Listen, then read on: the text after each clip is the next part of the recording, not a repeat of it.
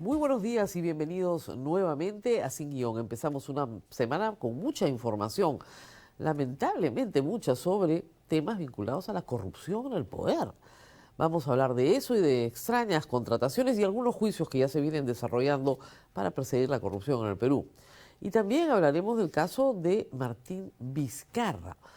Ha dicho el jurado electoral especial que no se pueda mencionar su nombre en las encuestas, tan dramático es el asunto. Vamos a hablar de todo esto en este programa, pero antes tenemos que cumplir con nuestros auspiciadores. Prestamipe, preocupado por la baja rentabilidad que ofrece hoy la banca tradicional, una alternativa es explorar inversiones respaldadas por garantías reales. Prestamipe, una plataforma peruana, permite invertir en préstamos con garantía hipotecaria o en facturas por cobrar, con potenciales rendimientos superiores. Más de 8.000 inversionistas y 1.600 millones de soles invertidos respaldan su experiencia. Conoce más en www.prestamipe.com/invertir. UPC. La educación en el Perú enfrenta grandes desafíos, por eso la Universidad Peruana de Ciencias Aplicadas apuesta por una revolución educativa, con calidad, innovación y exigencia. Cuenta con más de 300 convenios internacionales en 40 países y es la única universidad peruana reacreditada por WASC, una institución que forma mentes críticas para transformar el país con estándares globales. Exígete, innova, UPC. 8Sur. 8Sur reafirma su compromiso con el desarrollo sostenible en Ucayali. Esta vez instaló un sistema de internet de alta velocidad en el nuevo salón comunal de la comunidad nativa Cocama en Curimaná. Con estas acciones, 8Sur busca mejorar la calidad de vida de sus comunidades vecinas. Muy bien, y vamos anunciando también que esta mañana tendremos invitada a la exministra, expresidenta de Salud y precandidata presidencial Fiorella Molinelli.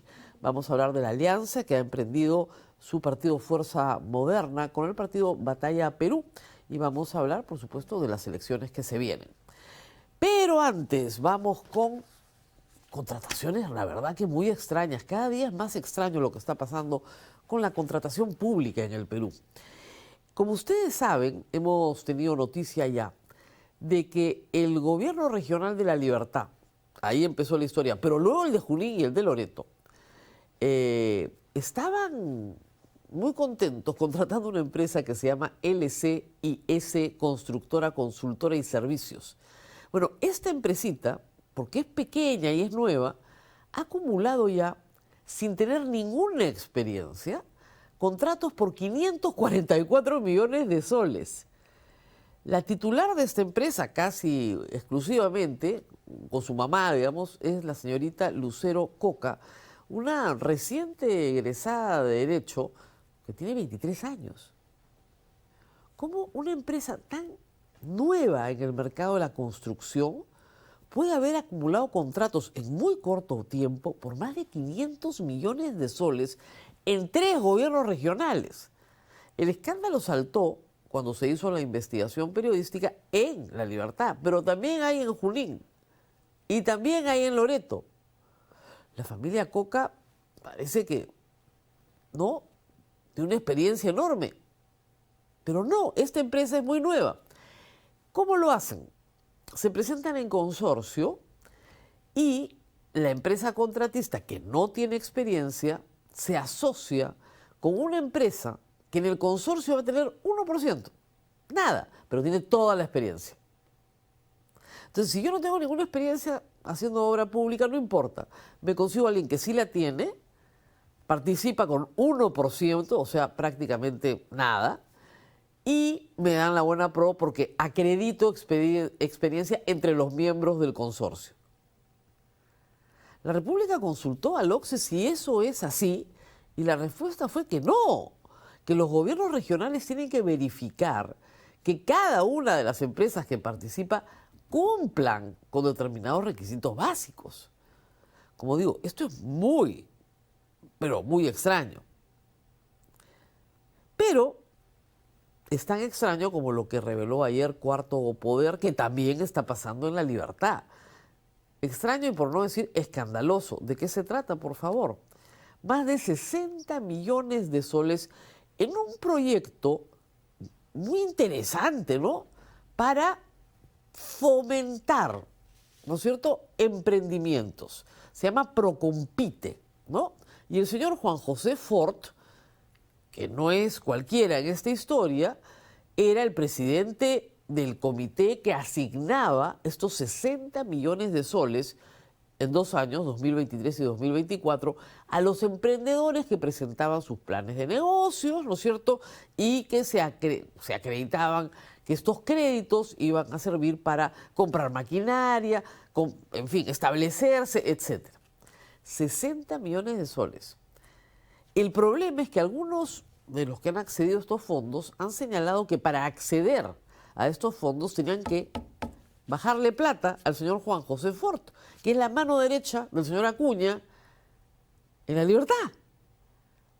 Ayer Cuarto Poder ha sacado el testimonio de una persona que ha dicho que ha tenido que pagar 25.000 soles y que al final no le dieron nada. Procompite. ¿Quién competía?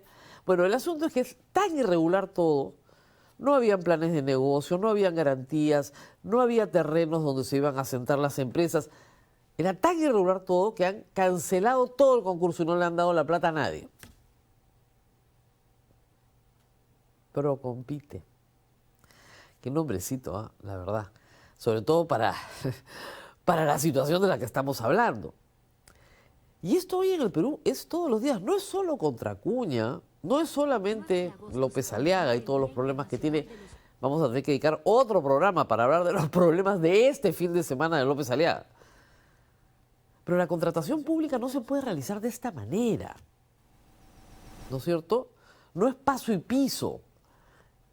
Como es dinero del Estado y no es dinero de los gobernadores ni de los alcaldes, hay que seguir una serie de exigencias.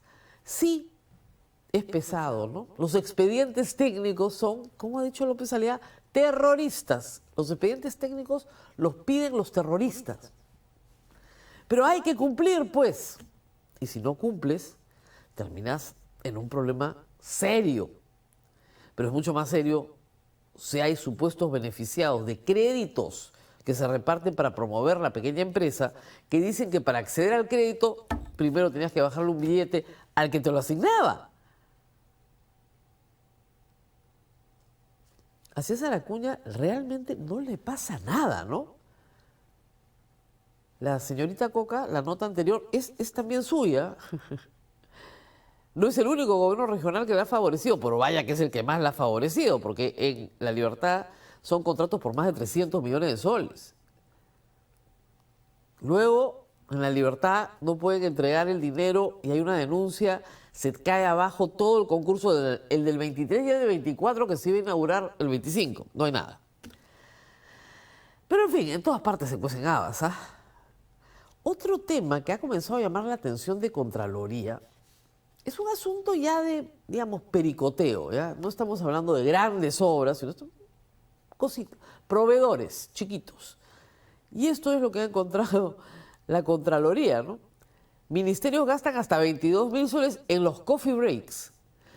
Normalmente cuando hay un evento, hay una pausa en el evento y se pasa un café, unas galletitas, un sanguchito y a los más rompones, ¿no?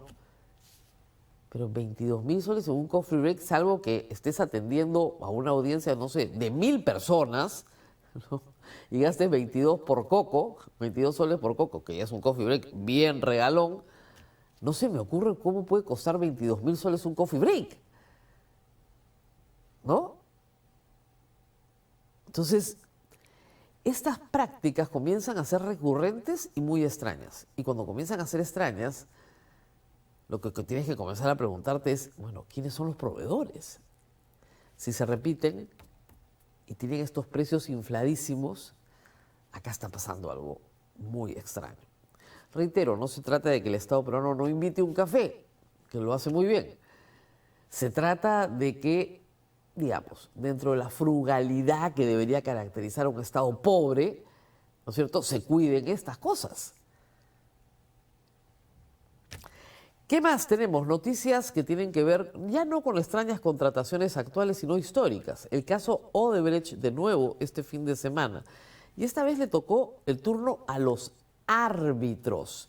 Estamos hablando de el caso de un conjunto de abogados que fueron árbitros en arbitrajes que la empresa Odebrecht casi siempre, por no decir siempre, ganaba. Entre el 2011 y el 2015, esto involucra varios proyectos, 5 proyectos muy importantes, desde la Interoceánica Sur, la Interoceánica Norte, varias carreteras. En este caso, lo que hacía Odebrecht era, bueno, se los voy a poner en fácil, coimear a los árbitros. De tal manera que los árbitros terminaban fallando a favor de Odebrecht. Y el asunto es más o menos escandaloso porque los fallos a favor de Odebrecht fueron muchas veces unánimes y de cantidades muy importantes, donde el Estado peruano perdía siempre, porque eran en el Perú.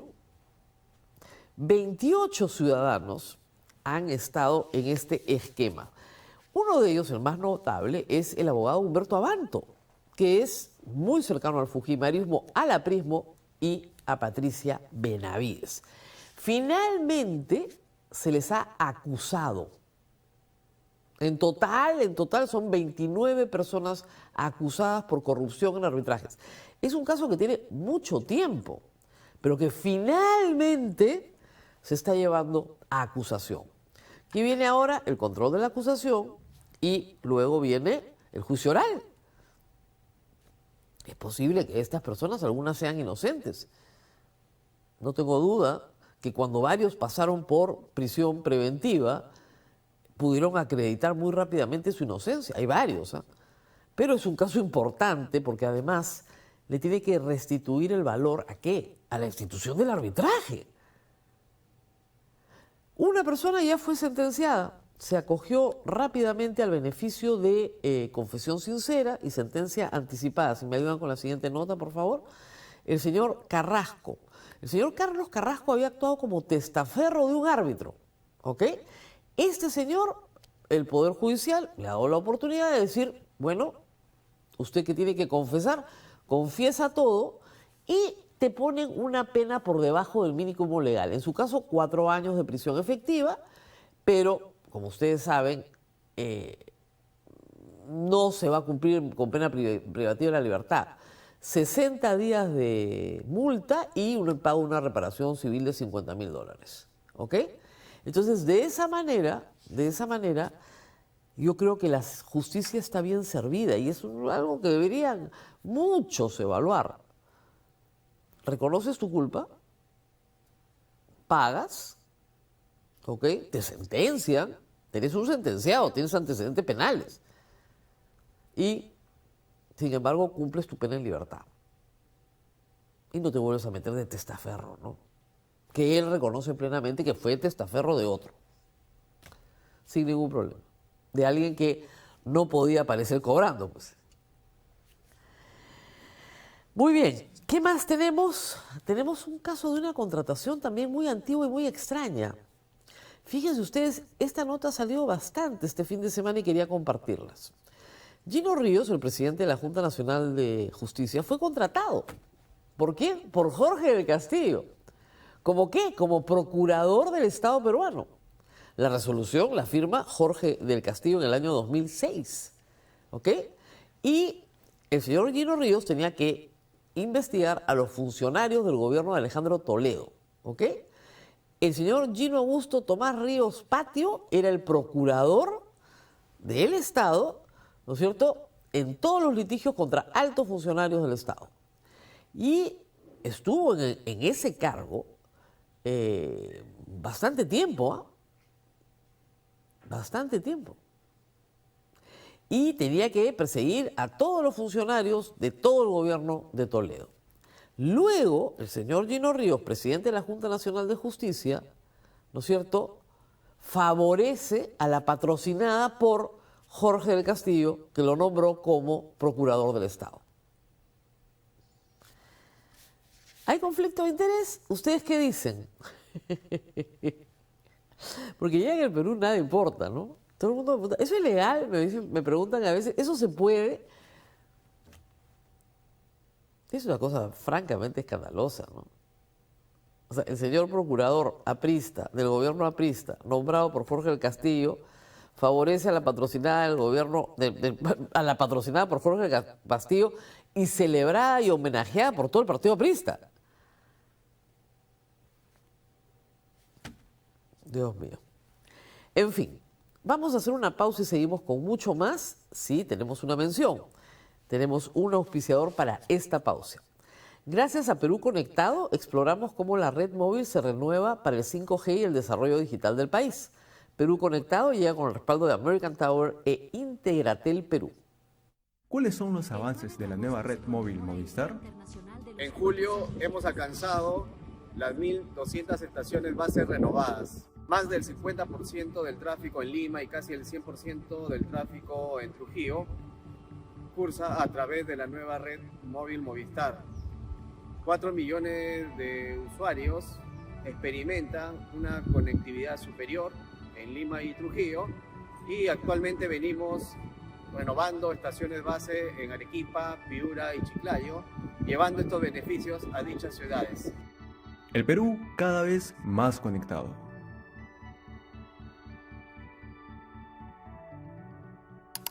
Y en unos instantes vamos a estar, por si acaso, con la candidata presidencial Fiorella Molinelli. Vamos a hablar de su proyecto político, Fuerza Moderna, y de la alianza que ha realizado con el partido Batalla Perú, de Zósimo Cárdenas, gobernador en Junín.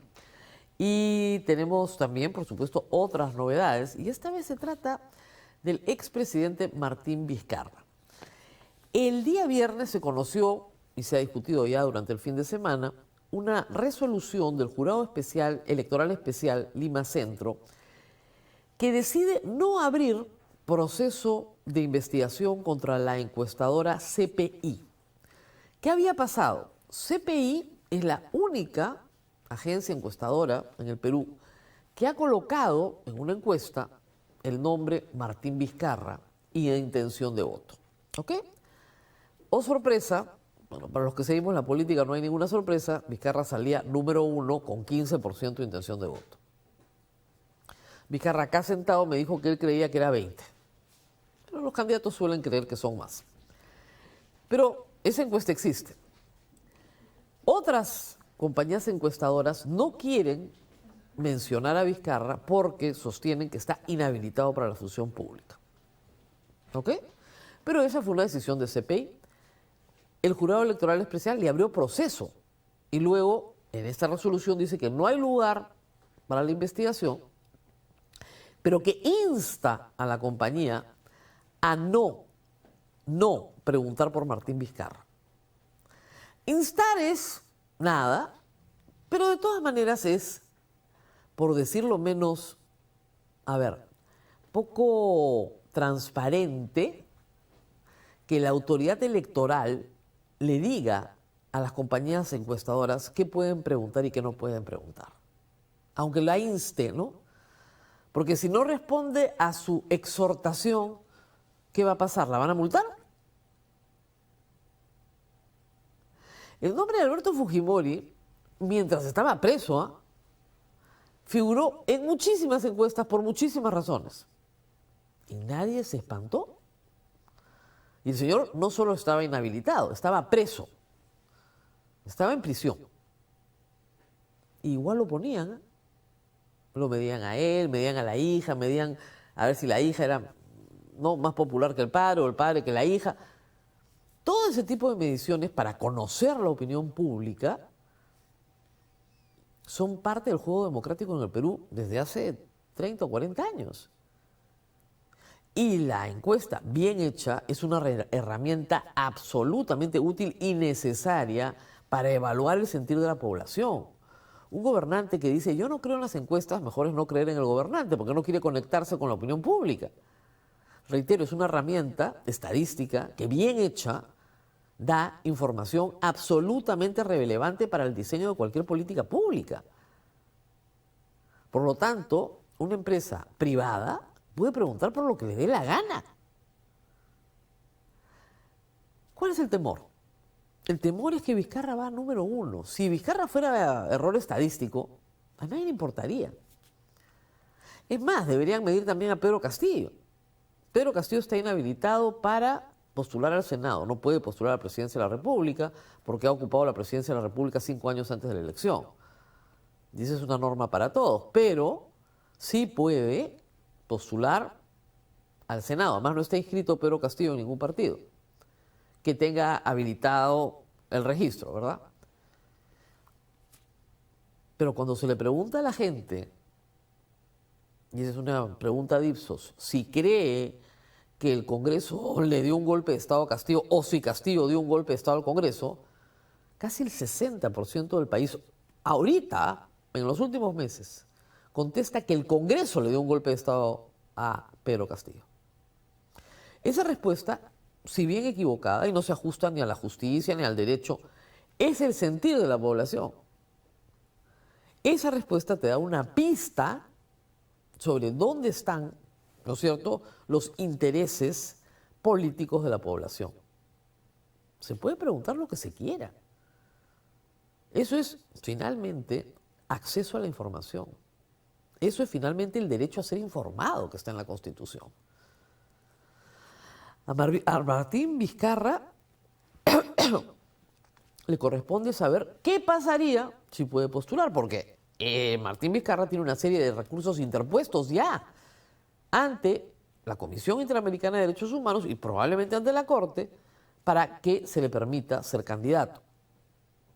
Lo que está mal por parte de la justicia electoral peruana es armar ya toda la camita para que aún cuando llegue esa orden internacional no se le permita postular. ¿Por qué? Porque van a usar el caso de Duberly Rodríguez. Duberly Rodríguez inscribe su partido. Se los voy a hacer bien sencillo. Le dicen no, le falta esto o aquello. Va por la vía judicial hasta la Corte Suprema. Y la Corte Suprema le dijo, no, sí, su partido tiene que inscribirse. Regresa al Jurado Nacional de Elecciones. Ah, no, se venció el plazo. Y como las etapas son preclusivas, imposible jurídico, no lo podemos inscribir.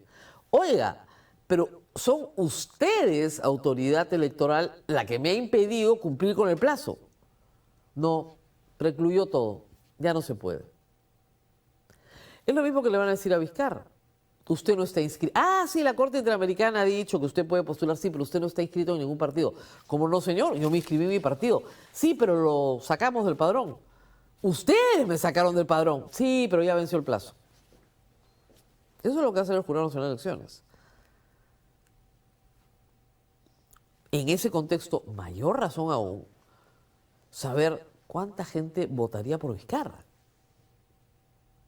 Ayer escribí una columna un poco extensa en La República explicando por qué tanto los partidos políticos que están en el Congreso hoy como el sistema de justicia electoral le está armando el caso a Vizcarra. Lo han convertido en un mártir de la democracia. Si ya ni siquiera se puede preguntar por él, porque así lo ha decidido la autoridad electoral, mártir de la democracia.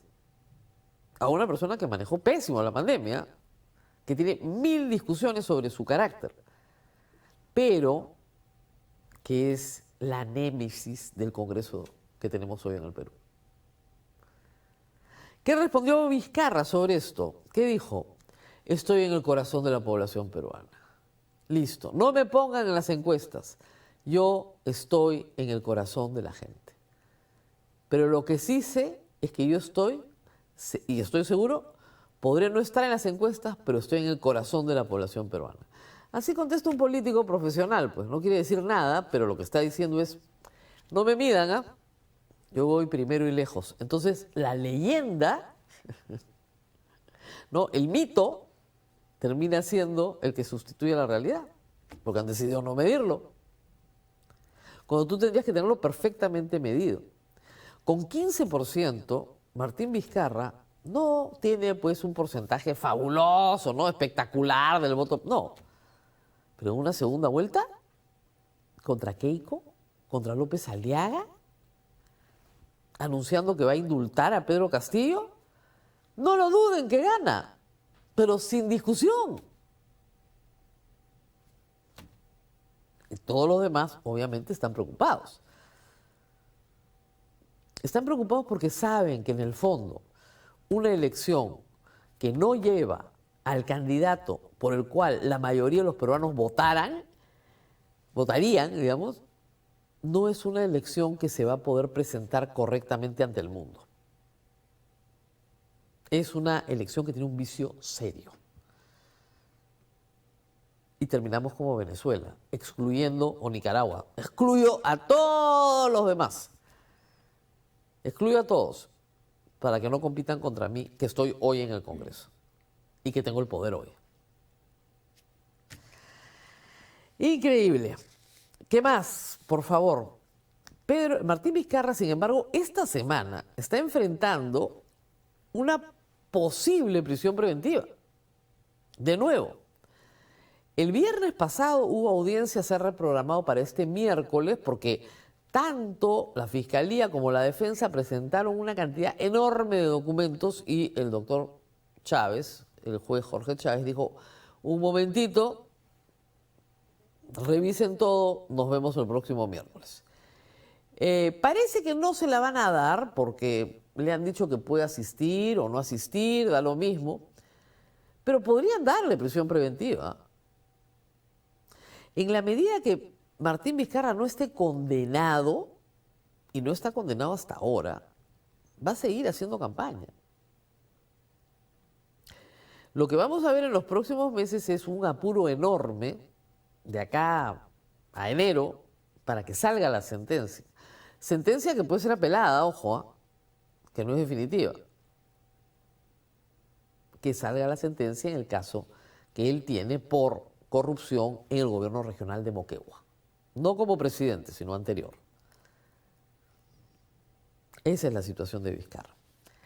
Muy bien, ¿qué más tenemos? Colombia, no nos hemos olvidado de Colombia. Parece que a Petro la cosa no le ha salido bien internamente. Como ustedes saben, hemos explicado que no hay nada que discutir con Colombia.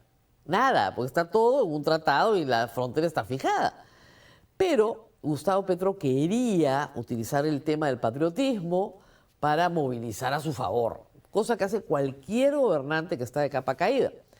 Bueno, parece ser que los medios en Colombia no lo han ayudado. Dicen, ponen a hablar la voz oficial de Perú, como si fuera la voz oficial del periodismo colombiano. Bueno, señor Petro, es que no tiene razón. Los colegas en Colombia lo único que pueden hacer es tratar de explicarle al público que aquí no hay ninguna controversia, ¿no? Ha dicho que no tienen compromiso, que son unos cuantos ricos que ni siquiera viven en el Perú, ¿no? Perdón, ni siquiera viven en Colombia, viven en el extranjero, pero en fin. Pero lo que no puede entender es la falta de patriotismo de la prensa colombiana. Bueno, es que no son tontos, pues. A ver, vamos a explicar el problema por enésima vez. Hay un video de este programa que circula por todas partes en estos días que lo explica y lo voy a volver a explicar. Es muy simple. Cuando terminó el conflicto, hemos tenido una guerra con Colombia, se asignaron unas islas, ¿ok? Una de esas islas se llama Chinería. Esa isla en el tratado dice, al Perú se le asigna Chinería, ¿ok? Muy bien. Sobre la isla Chinería se asienta una población que se llama Santa Rosa. La isla de Santa Rosa no existe. Y en eso el señor Petro tiene toda la razón, pero uno lo va a contradecir. La isla se llama Chinería. La población se llama Santa Rosa. ¿Por qué han decidido llamarse Santa Rosa? Pues porque les gusta el nombre Santa Rosa. Porque Santa Rosa es peruana. En fin, así es.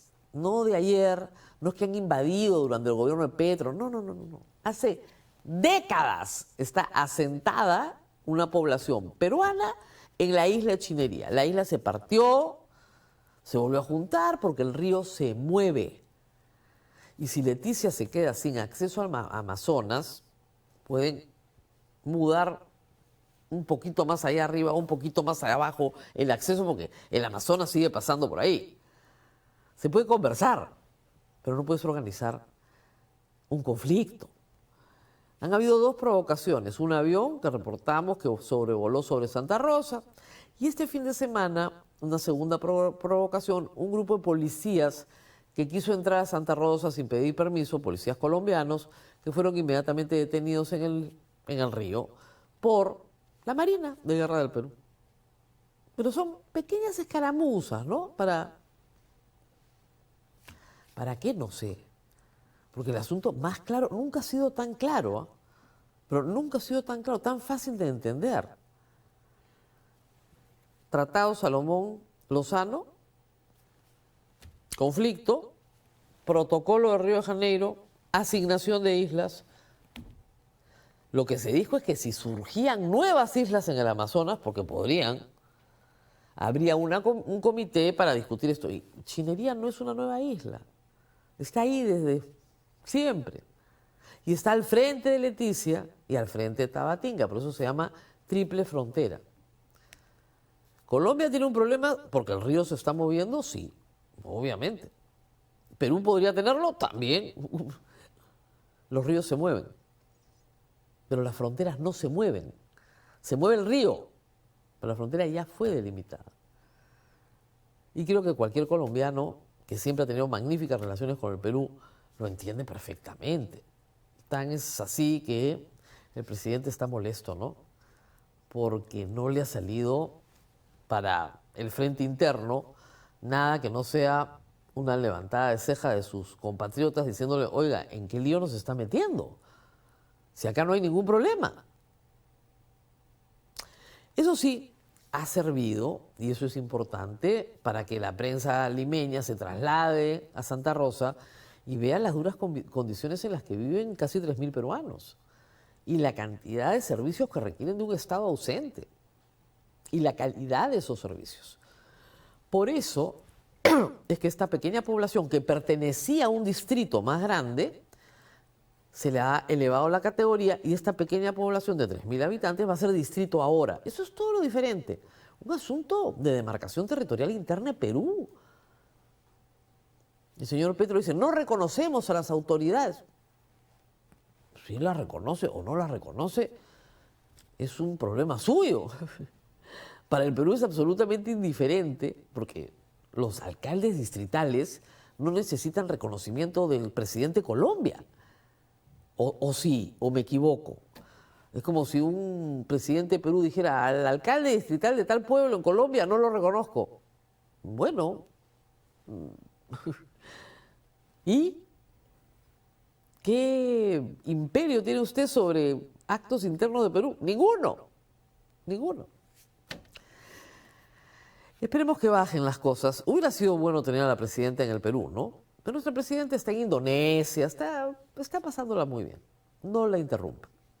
Pausa y regresamos con Fiorella Molinelli, precandidata presidencial de un nuevo frente que conforman Fuerza Moderna y Batalla Perú. Regresamos con ella. El 9 de agosto se conmemora el Día Internacional de los Pueblos Indígenas. En el Perú, 55 pueblos originarios, 51 amazónicos y 4 andinos, conservan saberes ancestrales sobre biodiversidad, territorio y equilibrio con la naturaleza. A pesar de su valioso aporte, muchas comunidades enfrentan desafíos estructurales, acceso limitado a salud, educación, justicia e infraestructura. En varios casos, no cuentan con títulos de propiedad y sus territorios enfrentan presiones externas no reguladas. Y quienes defienden sus derechos suelen enfrentar estigmatización y falta de protección. Por eso, es clave garantizar seguridad jurídica, acceso a servicios y participación activa en decisiones que los afectan. El Censo Nacional 2025 representa una oportunidad importante para visibilizar sus realidades y fortalecer las políticas públicas con datos confiables y representativos. Con reconocimiento legal, participación efectiva e información precisa, podremos cerrar brechas históricas y avanzar hacia un país más justo y diverso para todos.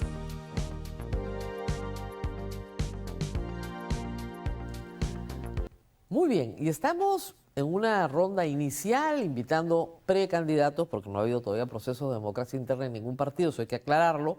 No hay candidatos presidenciales, por más que ustedes vean pintas por todo el Perú, oficialmente tiene que haber un proceso de democracia interna en cada partido, lo que manda la ley. Fiorella Molinelli es precandidata, aunque ya ha acordado con sus fuerzas que va a ser la candidata presidencial del movimiento Fuerza y Libertad, que une a Fuerza Moderna y a Batalla Perú.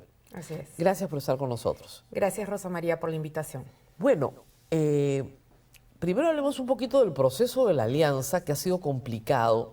Usted ha contado, y varios más, que PPC, Sí Creo, Libertad Popular, en fin, Unidad y Paz, querían juntarse, Sí, pero hubo la imposición de que el candidato era Roberto Quiabra. sí. O Roberto Quiabra o nada. Sí, Imposible. Así fue porque tuvimos 3 reuniones con todos los equipos y yo tuve algunas otras de manera individual con cada uno de los líderes de los partidos. Una de las cosas que a mí me sorprendió profundamente fue la sinceridad, por un lado, que hay que reconocer del general Quiabra, de poner su candidatura como una condición para que la alianza funcione. Y no fue sustentada en su experiencia, pudo haber sido más fino en decir, bueno, soy experto en seguridad, he participado en el CENEPA, soy héroe del CENEPA. Creo que puedo ganar. Su tema fue básicamente su edad, ¿no? Así de claro y directo como es él. Tengo 76 años, esta es mi primera y última oportunidad y esto es no negociable.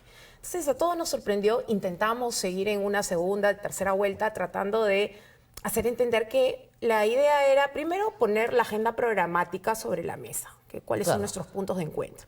Y en segundo lugar, tratar de poner otras fórmulas, porque de eso se trata la democracia, de ver qué otras fórmulas podían pegar bien y convencer a la población sobre ello. No hubo manera de lograr ese entendimiento y bueno, se pasó la página, yo seguí intentando. Estamos yendo ¿no? con 37 opciones. Sí, es cierto. Es una irresponsabilidad porque, a ver, no va a ganar nadie.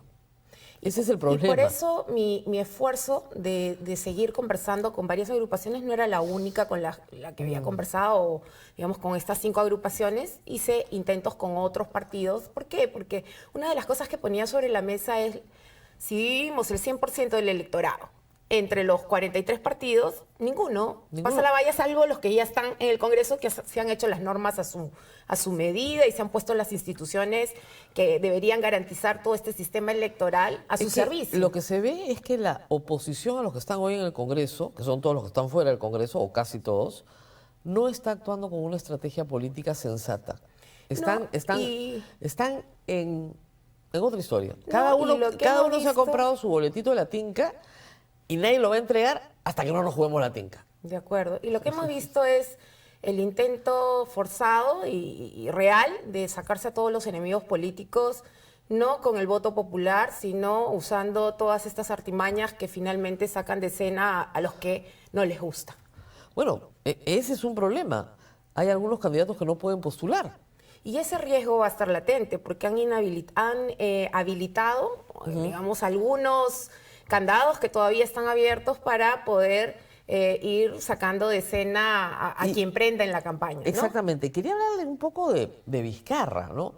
Porque Vizcarra, usted lo conoce bastante bien, fue no solamente ministra con él, en la misma viceministra de él, luego usted fue ministra del MIDIS, y luego usted fue jefa de salud durante el mandato de PPK, pero se proyectó en todo el mandato de Vizcarra, así que ha trabajado mucho, tanto con PPK como Vizcarra. Vizcarra está prohibido de participar. Vizcarra tiene en una encuesta de CPI 15% de intención de voto. Es probablemente el candidato más popular en este momento y podríamos saberlo si lo midieran más seguido. Pero el Congreso ha hecho todo lo posible, y el jurado electoral especial también, para que ni siquiera estemos informados sobre Vizcarra, siendo Vizcarra un candidato popular. ¿Qué piensa de eso?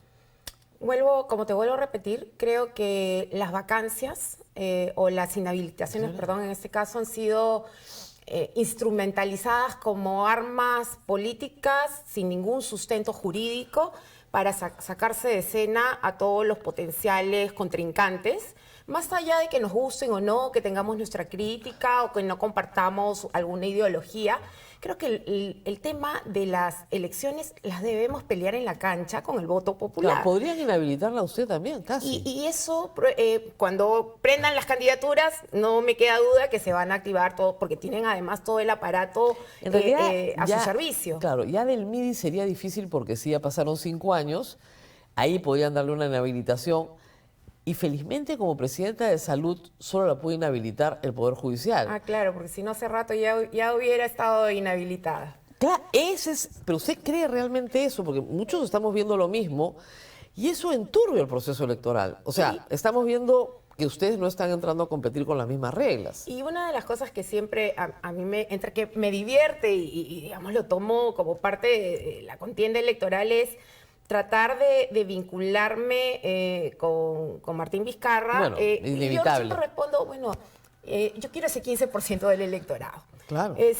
Yo no voy a discutir, no me voy a entrar a pelear con su electorado, porque yo creo que, digamos, si esto de tenerlo inhabilitado permanece por decisiones judiciales o, digamos, siguiendo el marco de la legalidad, entonces ese electorado lo puedo pelear. Yo no me voy a pelear contra ese electorado, porque además, valgan verdades, mucha gente que está ahí porque ese proyecto electoral se formó antes que el nuestro. Así es. Hay gente que ha trabajado con nosotros en el proyecto PPK, Claro. que los conocemos de toda la... Entonces, ¿por qué tendríamos que tener esta discusión respecto a una persona? Usted quiere ser el Edmundo González de María Corina. Bueno, siempre hay formas de capitalizar. Creo que ¿Han la conversado? gente... No hemos conversado, digamos, yo hace bastante tiempo que no tengo una conversación con él. Yo siempre he separado, creo que él tiene una admiración por mi profesionalismo, un respeto a mi trabajo, porque yo lo que sí puedo decir es que nunca he entrado a, digamos, a darme órdenes sobre qué debo o no debo hacer, porque yo he trabajado siempre con independencia y conocen que tengo carácter en ese sentido. Si yo recibo una orden y que no comparto, yo Claro. doy un paso al costado. A mí me han dejado trabajar todos los presidentes porque conocen cómo trabajo. Pero sí creo que él, digamos, ha cometido algunos errores y también no quiero no quiero politizar su caso, porque Claro. todos tenemos derecho a tener una justicia independiente, pero sí me llama la atención y me preocupa que hayan colaboradores eficaces. Porque sí, ya eso complica su situación legal. ¿Te refieres al caso de Moquegua? Al caso de Moquegua. O sea, ¿tú crees que ahí sí podría ser sentenciado? Yo creo que sí, porque hay, digamos, si no hubieran colaboradores eficaces, yo podría decir con claridad, le pongo el beneficio de la duda. Ahora, hay 3 colaboradores, los 3 son beneficiarios en el caso Club de la Construcción. Y los 3 están absolutamente coordinados. Entonces, pero no hay nada más que sus dichos. Pero que han sido corroborados. No, entre ellos mismos. Bueno, eso yo lo dejo para que el Poder Claro, Judicial hay que ver qué lo dice. determine. Vamos a ver porque qué dice la no quiero sentencia. entrar a opinar porque mi opinión termina politizando su Claro. caso y yo creo que todos tienen derecho a un debido proceso y a un Pero pronunciamiento. podría conversar con él para capturar su electorado, digamos.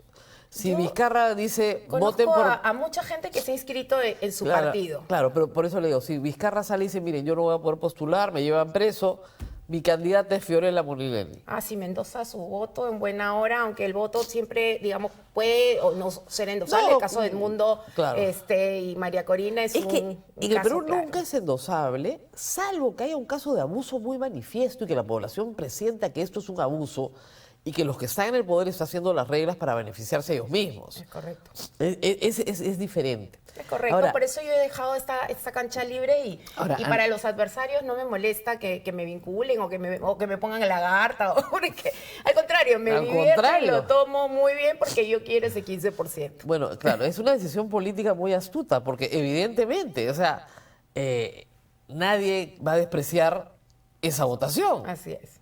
Ahora, analicemos un poquito cosas que pueden surgir en su campaña. El caso Chinchero ya fue archivado. No. Bueno, en el caso suyo sí. No, a ver, Chinchero, me encanta la pregunta porque me permite aclarar varias cosas. Primero fue una acusación que se dio antes de que ganara varios temas a continuación. La acusación se dio en algún momento, luego vino el pronunciamiento del Tribunal Constitucional Exactamente. que declara que se archive mi caso en la vía administrativa porque no tuve responsabilidad Así es. ni penal, ni civil, ni administrativa.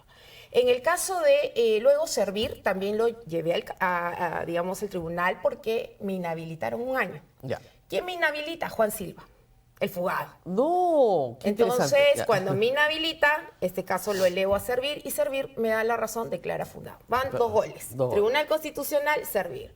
Tercero, inicié una querella contra Edgar Alarcón, Ya. que la gano le declaran prisión no efectiva y una reparación civil de 300.000 soles.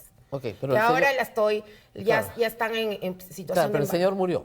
No, pero él hereda a la familia. No, yo sí, la familia tiene Hay que pagar su sucesión deuda. procesal. Claro. Y estamos en esa Para situación. la reparación civil, sí. Se gana luego el CIADI. Claro. Y Bueno, ahí me quiero detener. Claro, la empresa privada dice, señores, voy a demandar al Estado peruano porque el Estado peruano me ha resuelto un contrato de manera unilateral sin causa. Y esto fue promovido por el Congreso, ¿ah? Sí. Pero claro, los congresistas que hicieron eso nunca van a asumir responsabilidad. Y el Estado peruano tiene que pagarle a la empresa privada Ahí voy. varios millones de dólares. Pero, Rosa María, tú eres abogada, ¿me permites una aclaración? La imputación penal, ¿cuál era? La adenda era inválida, ilícita y generó perjuicio económico para el Estado. Se llevó al arbitraje internacional dentro de un contexto, el tema del contrato, pero también el tema de la adenda, que era resultado inválido. ¿Qué ha dicho concretamente en el punto 398 del arbitraje internacional este tribunal? Que la adenda era válida, era lícita, no ha generado perjuicio económico. Estoy señalando en qué acápite para que vayan a revisarlo. Y entonces la imputación penal se cae. ¿Por qué? Porque Claro, nuestra pero Constitución... lo que es más grave, digamos, para usted yo entiendo que es una reivindicación, pero para el Estado peruano es tristísimo, ¿no? Porque primero, Chinchero no tiene aeropuerto hoy día, y segundo, nos ha costado un cerro de plata la imputación que hicieron algunos congresistas con ustedes. Nos estamos convirtiendo en un país bananero y lo mismo está ocurriendo ahorita con Enagas, ha ocurrido con la línea 2 del metro. Nos están embargando. Y no van a embargar, por ejemplo, en el caso de los peajes a la municipalidad, van a embargar al Estado peruano. Y esto está generando millones de pérdidas que no estamos viendo porque nos estamos como convirtiendo en un país que no cree en la seguridad jurídica, que no protege las libertades, por si acaso, esto es que culpa no protege directa los del derechos de Congreso, propiedad. del Congreso de la República. Y El caso de tenemos- Chinchero fue un escandalete armado en el Congreso de la República contra PPK. Y a mí me llama la atención que los Eso sí. fiscales y los jueces sigan en este proceso que es tan claro para mí, que estoy segura. Pero ¿el proceso penal continúa? El proceso penal continúa. Imagínate, en lugar de estar viendo a los sicarios, a los extorsionadores, a todo ok, el crimen pero organizado. ¿por qué? Si que ya, hay, porque para los jueces es mucho más sencillo decir, bueno, que pase este tema a un juicio oral, ¿no? Porque ¿Pero está en juicio oral? Está en control de acusación.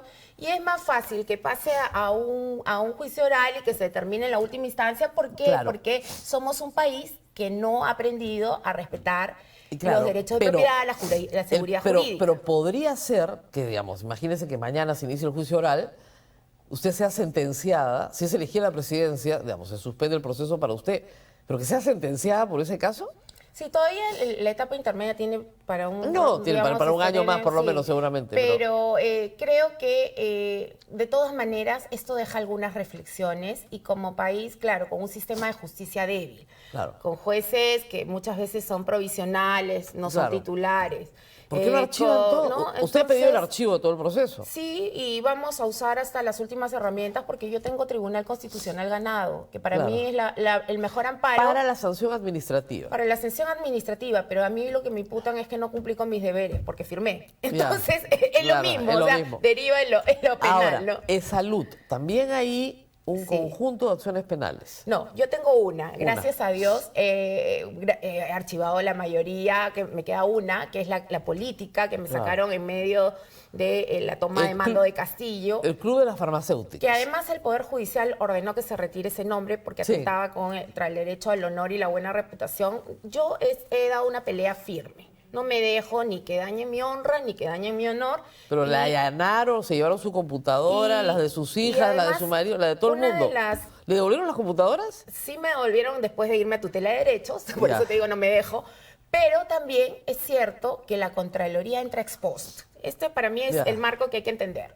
Cuando la Contraloría entra para ver las 3 compras cuestionadas, lo que determina es que en mi caso no hay ni responsabilidad penal, ni civil, ni administrativa. Perfecto. Me arman una mega comisión desde la entidad con los nuevos presidentes, hemos tenido más de 10, y determina exactamente lo mismo. Son elementos que hemos puesto sobre la mesa. ¿Por qué? Porque yo lo que digo, en política no hay coincidencias. Tuve 2 remociones de fiscales. Una fiscal que era de Agua Chupaca, suena un poco más a cerrón, Ya. ¿no? Que ya no está en el proceso. Y la segunda fiscal, que era hermana de un médico de Padomi, que su fiscal, digamos, superior, ordenó que por decoro se retire. Entonces, ahora estamos todavía dentro de las investigaciones. Ni siquiera hay nada más que... No, el tema, digamos, tú sabes que toman, yo ya estoy acostumbrada. ¿Sabes cuántas contrataciones se han hecho en salud? Alrededor de 4.000.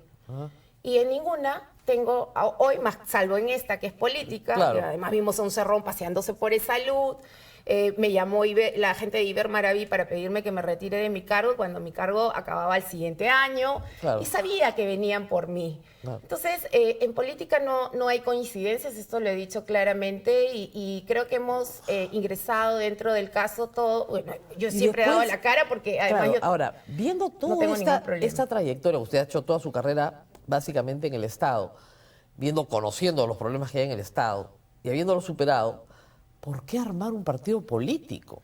A ver, creo que me cansé de todos los que hoy decimos por estos no. O sea, Ya. creo que me he preparado y me he entrenado desde jovencita, desde los 22 años y 25 años continuos para servir a mi país. Me conozco el Estado por dentro de manera profunda y creo haberme demostrado a mí misma que quiero más a mi patria, incluso por encima de mi familia y de todo lo que hay, digamos, a mi alrededor, porque lo puse a prueba durante la pandemia. Cuando todos tuvimos miedo, y es verdad, uno también siente miedo, porque podía contagiar a mi esposo, a mis hijos, a mis padres, yo dije, no, por encima está mi patria.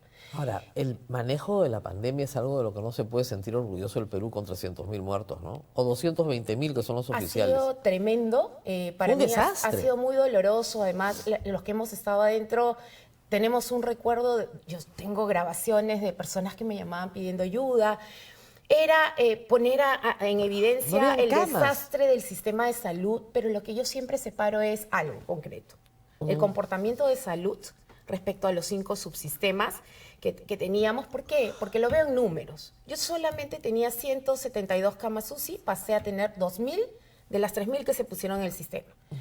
De las camas con oxígeno solo tenías 372 y se me acababan en un par de semanas. Pusimos 11.500 camas. En salud, ¿cuántas camas tienen 83 años de vida? 8.000. Llegamos a tener 11.500 adicionales a las ya existentes, con los hospitales Claro. que pusimos de campaña, con las villas Panamericana, la Villa Mongrut. Todo eso está en un libro que he dejado porque todos quieren ser generales Claro. después de la batalla. Repartimos plantas de oxígeno. En salud no tenía plantas de oxígeno. Pasamos a tener 77 plantas de oxígeno en todo el Perú. Repartimos 750 millones de equipos pero de eso protección fue personal. para los asegurados que en el Perú son una No, minoría. gracias a Dios, durante la emergencia No, se sí, establece que se atiende a asegurados y no asegurados, pero sí pone sobre la mesa la grave fragilidad de nuestro sistema de salud, que además hasta el día de hoy pasó pandemia y nos olvidamos de que hay que ponernos al día. No hay intercambio prestacional efectivo, la gente sigue peleándose por acceder a la 220.000 salud. muertos. Y ha sido tremendo y dolorosísimo. Para mí, te digo, más allá de que sea una vida o dos, no sabes el dolor con el que uno carga frente a toda esta, digamos, Ahora, al final, a esta situación de pandemia. al final, ¿usted cree que hizo una buena gestión de salud? Yo creo que pusimos todo el esfuerzo Eso y sí. más. Creo que salud venía, digamos, de una debilidad institucional, de haber tenido presidentes que no habían trabajado mucho. Tratamos de ponernos al día. Aún en pandemia yo he dejado un legado importante de hospitales que se están construyendo en Cajamarca, en Puno, en Pasco, en zonas olvidadas donde tú dices ausencia del Estado, ¿no? Una de las preguntas que yo me hice desde que asumí es ¿qué significa ausencia del Estado desde mi rol? Y me fui a Cajamarca, Puno, porque quería entender la conflictividad social. Una sola palabra clara. ¿Por qué yo contribuyo a la conflictividad social? Veo mis hospitales, esto es, no hay hospitales, no hay escuelas. Y les cambié Claro, todo el Plan pero- Nacional de Inversiones. Y recuerde, salud es para el sector Sí. laboral formal, que en el Perú es el más Y reducido. por eso quiero ahora ser precandidata, soy precandidata y Precandidata. quiero postularme porque creo que desde mi experiencia puedo contribuir a todo lo que veía como no ausente de parte del Estado y que creo que hoy con la experiencia de gestión con el liderazgo, con el coraje, porque para ser funcionario público no tienes que tener miedo para firmar, no tienes que tener miedo para tomar decisiones, no tienes que tener miedo para salir a Bueno, levantar la voz. yo creo que sí hay que tener un poco de miedo porque uno termina preso. Yo, Chinchero, la de verdad es que salud. dentro de mi matriz de riesgos lo tengo analizado y esto se debe a la fragilidad institucional que tenemos como país, que además está poniendo en tela de juicio todas nuestras instituciones garantistas, ¿no? Claro. Si tienes una Junta Nacional de Justicia que no es independiente, si tienes una fiscalía donde hay una lucha de egos y poderes, si tienes un poder judicial que deja todo para que se resuelva en casación o en la Corte Claro. Suprema, entonces eso no garantiza a los peruanos sus libertades. Es cierto, pero creo que cuando tu amor por la patria y por tu país te supera, estás dispuesto a enfrentarlo porque sabes que la verdad te acompaña y tus valores van a hacer que finalmente la verdad salga a la luz.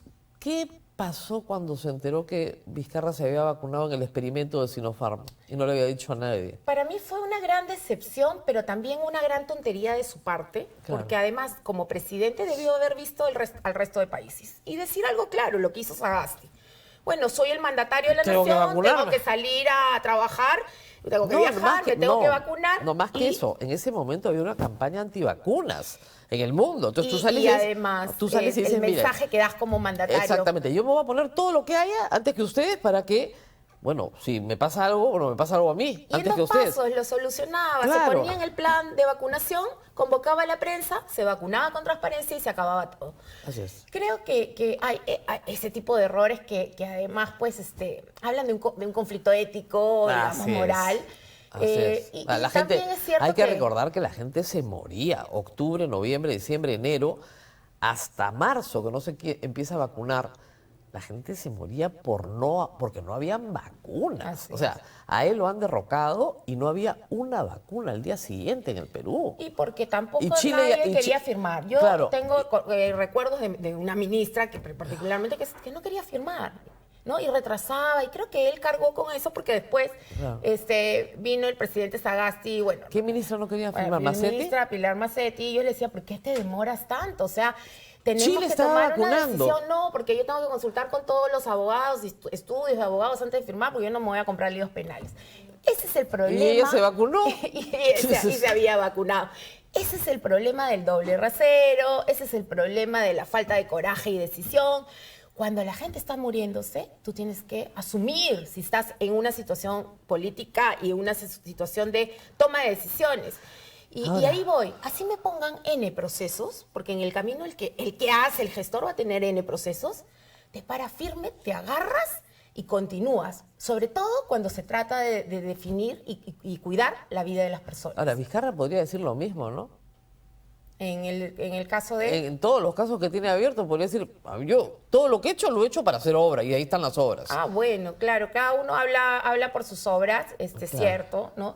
En mi caso sí puedo decir que durante la pandemia era la que producía todos los días Claro. y tuve un jalón de orejas porque cuando asumí mi rol como presidenta de salud me correspondía avisar a las instancias, ¿no? A mi ministro, A todos. al presidente que iba a inaugurar, no querían ir. Pero Claro. vino la pandemia, se cerraron todos los sectores y yo seguía inaugurando, pues, porque Claro. ya no me enojaba, ya decía, bueno, ya no quiere ir el presidente, saldrá la presidenta de salud a inaugurar. Claro. Cuando se cerraron los sectores, es Fiorella Molinelli, ¿cómo estás inaugurando sola? Tienes que avisar al presidente para que todas las semanas esté contigo al lado. Bueno, esa es la imagen que se ve, que quedó, pero es real, ¿no? Y creo que la gente por eso percibe que hay un, digamos, un acercamiento más al presidente Vizcarra, cuando yo siempre señalo, he trabajado con todos los presidentes de Fujimori hasta la primera semana de Castillo.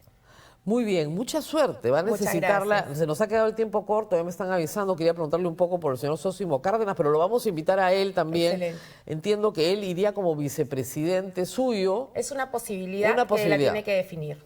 Claro. Que yo le recordaba antes de iniciar la entrevista que ser vicepresidente en el Perú ahora es muy importante. Los vicepresidentes juegan un rol bien importante. Con las reglas de juego actuales, y claro. o sea, si usted no tiene mayoría en el Congreso, no dura nada. Sí, dura menos de un año. Por eso es importante, y bueno, yo he revisado su ideario, digamos, su mirada, hemos conversado sobre convocar abiertamente a las plazas de independientes que se van a Claro. presentar al Congreso. espero que esa mirada se mantenga dentro de un ambiente de trabajo bueno, sano y que las personas no cambien a lo largo del tiempo, que es lo que uno espera, ¿no? Muy bien. Pero el que no arriesga no gana en esta vida. Muy bien, muchísimas gracias por haber estado con Gracias, nosotros. Rosa Ha María. sido Fiorella Molinelli, precandidata de una nueva agrupación que se llama Fuerza y Libertad, pero que es una alianza de 2 partidos. Muy bien, vámonos a la pausa, a la despedida. Por favor, no se mueva porque tengo que leer los mensajes de los auspiciadores. Preocupado por la baja rentabilidad que ofrece hoy la banca tradicional, una alternativa es explorar inversiones respaldadas por garantías reales. Prestamipe, una plataforma peruana, permite invertir en préstamos con garantía hipotecaria o en facturas por cobrar con potenciales rendimientos superiores. Más de 8.000 inversionistas y 1.600 millones de soles invertidos respaldan su experiencia. Conoce más en www.prestamipe.com/invertir. UPC, la educación en el Perú enfrenta grandes desafíos, por eso la Universidad Peruana de Ciencias Aplicadas apuesta por una revolución educativa con calidad, innovación y exigencia. Cuenta con más de 300 convenios internacionales en 40 países y es la única universidad peruana reacreditada por WASC, una institución que forma mentes críticas para transformar el país con estándares globales. Exígete, innova, UPC. Esto ha sido todo por hoy. Les recuerdo que les pido siempre 3 cositas que pueden hacer por mí, que es muy fácil. Le dan un like al programa para que así se comparta mucho más. El algoritmo nos favorece mientras más likes hay. En segundo lugar, lo comparten. Y finalmente, se suscriben a todas las redes de la República y así le llegan todos los contenidos que hacemos para ustedes día a día. Nos vemos nuevamente mañana.